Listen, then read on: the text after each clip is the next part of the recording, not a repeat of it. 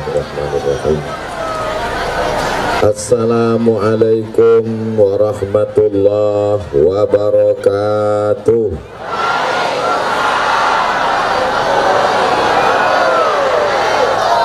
Kalau Tuhan menangkap balam, jangan ditambat di tengah laman. Dari bunyi sambutan salam, jangan macamnya belum sarapan. Apa kabar semua jamaah? Sehat? Sudah makan? Yang bilang belum makan itu berarti belum makan siang. Yang bilang sudah itu berarti sudah makan pagi. Semuanya baik insya Allah. Amin ya rabbal. Mudah-mudahan semua yang hadir ini sehat walafiat. Yang sakit-sakit diangkat penyakitnya. Yang dililit utang diangkat utangnya.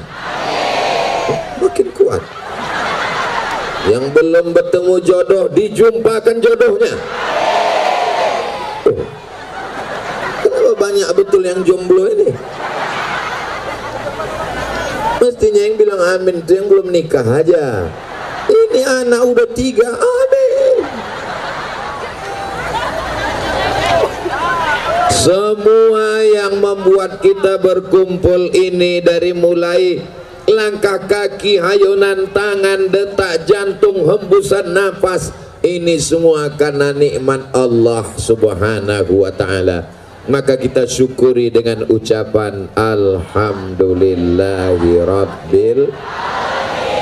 Berselawat kita kepada Dia.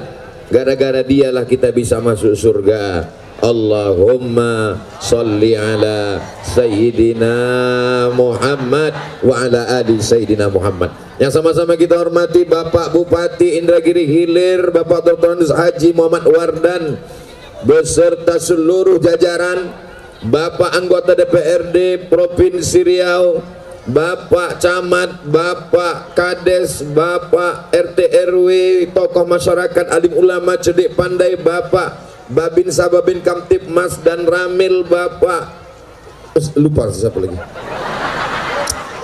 Pak Polsek, Pak Kapolsek, hadirin hadirat, muslimin muslimat, mukminin mukminat yang belum kawin dan belum sunat, semuanya dimuliakan Allah subhanahu wa ta'ala. Amin ya rabbal. Ada pantun yang mau ku sampaikan nih, tapi nanti kalau ku sampaikan sakit hati, tersinggung. Janji jangan tersinggung. Serius? Betul. Kalau Tuhan pergi ke Makkah, singgah sebentar ke Madinah. Sudah lama aku ceramah, baru inilah di tengah sawah.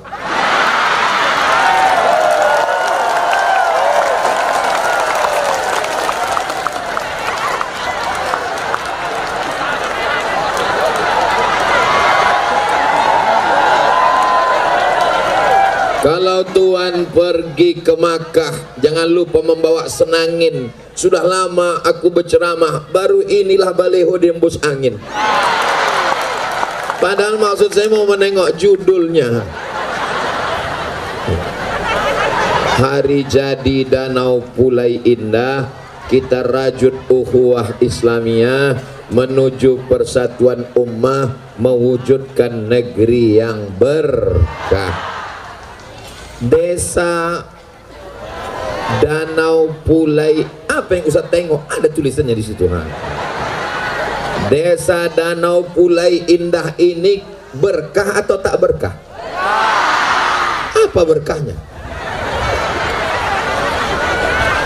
Saya pergi ke salah satu kabupaten, namanya Kabupaten Tanjung Jabung Timur.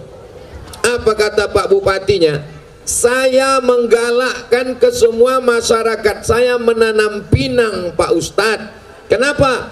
Karena ekspor pinang kita sekarang harga tinggi melambung dan banyak yang memotong sawit berubah menjadi pinang.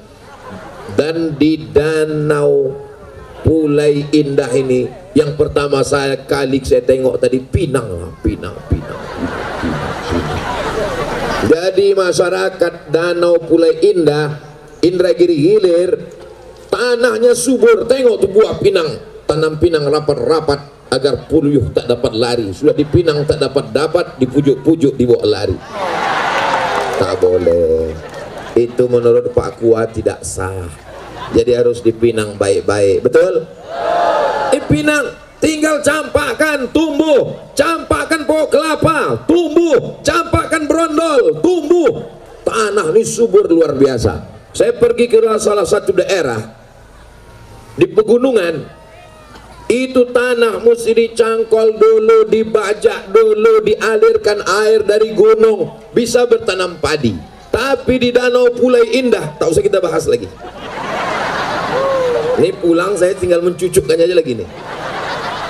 6 bulan lagi panen bersama kita. Allah berikan tanah yang luas, dekat pula dari laut, pesisir. Kami di Pekanbaru, kalau mau menengok laut, terserah. Ke kiri Bagan Siapi-api 7 jam, ke kanan Indragiri Hilir 7 jam, baru nampak laut. Sempat kita koma, baru dapat laut. Yang tak tahan naik mobil, pingsan, muntah-muntah, baru nampak laut. Tapi masyarakat Indragiri Hilir, tanahnya subur, tanaman apa jadi campakkan tumbuh, ikan-ikannya segar. Maka inilah negeri yang penuh dengan keberkahan. Betul? Jadi kalau ada orang Indragiri Hilir yang tak punya duit,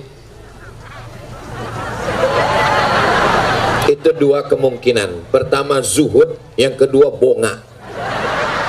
Tapi yakin saya percaya mereka, saya tak perlu kaya nih Pak Ustadz, karena kaya itu nanti di akhirat, kata dia.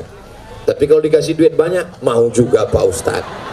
Maka masyarakat Indragiri Hilir amat sangat bisa menjadi orang yang kaya raya, karena negerinya subur, tanahnya luas, tanamannya menghijau, gemah ripah loh jenawi, tongkat dan batu jadi tanaman, untayan zamrud katulistiwa. Betul? Apa yang betul? Bapak Ibu yang dimuliakan Allah Subhanahu wa Ta'ala, yang bisa masuk surga itu orang kaya apa orang miskin? Memang yang paling enak diam memang. Jamaah kalau saya tanya, diam aja, itu paling selamat. Yang nggak jawab, nanti saya jawab sendiri. Man bana masjidan, siapa yang bangun masjid, banallah mislahu baitan fil jannah, dibangunkan Allah untuknya satu tempat di surga. Siapa yang bangun masjid, dibangunkan satu tempat di surga. Pertanyaannya, yang bisa bangun masjid itu orang kaya apa orang miskin? Orang kaya. Kalau gitu yang bisa booking tempat di surga orang kaya apa orang miskin? Cerdas. 2, ana wakafilul yatim, aku dan orang yang menyantuni anak yatim, kahataini fil jannah, seperti ini nanti di surga, jari telunjuk dan jari tengah. Begitulah dekatnya dengan Nabi. Mau dekat dengan Nabi? Mau menyantuni anak yatim? Yang bisa menyekolahkan anak yatim dari SD, TK, SMP, SMA sampai S1, S2, S3, S teler, S cendol, S Bogor, S Bandung. Orang kaya apa orang miskin? Orang kaya. Kalau begitu yang bisa dekat Nabi orang kaya apa orang miskin? Jadi Pak Ustadz, yang jadi orang miskin ini gimana Pak Ustadz? Sabar aja lah. Mudah-mudahan dengan kesabaran masuk surga. Amin. Ustadz Somad ini menyepelekan, mentang-mentang dia kaya. Aku tak kaya, tapi Ustadz pakaiannya bagus. Ini baju dikasih hadiah. Nampak tulisannya, hadiah dari pesantren. Itu cincin Ustadz, ini cincin pun hadiah dari Ustadz Yahya orang Duri. Itu jamnya mahal Pak Ustadz, dikasih Ustadz dari Pontianak. Peci Pak Ustadz, ini pun peci hadiah dari Jakarta, warnanya merah, diangkat jadi jawara Betawi. Sorban Pak Ustadz dikasih jamaah dari Concong kemarin. Terus yang punya Ustadz mana? Yang di dalam lah. Yang lainnya dikasih orang semua. Saya cuman mau ngasih tahu, aku tidak kaya, tapi saya mau mengajarkan bahwa ajaran agama Islam ini tidak menyuruh orang jadi fakir miskin.